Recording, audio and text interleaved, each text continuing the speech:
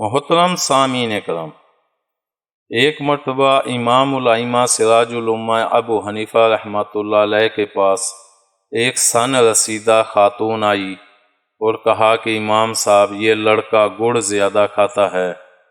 امام صاحب رحمۃ اللہ علیہ نے بوڑھی سے فرمایا کہ اسے 3 دن کے بعد لے کر آؤ۔ چنانچہ وہ بوڑھی 3 دن کے بعد لڑکے کو لے کر دوبارہ حاضر خدمت ہوئی۔ امام رحمۃ اللہ علیہ نے لڑکے سے کہا کہ لڑکے گڑ مت کھایا کرو۔ بوڑھی کو بڑا غصہ آیا اور بولی کہ اگر یہی بات کہنی تھی تو 3 دن کی مہلت اور وقفے کی کیا ضرورت تھی؟ امام صاحب رحمۃ اللہ علیہ نے فرمایا کہ 3 دن پہلے میں خود بھی گڑ کھایا کرتا تھا، ایسی صورت میں میری باتوں کا کیا اثر ہوگا؟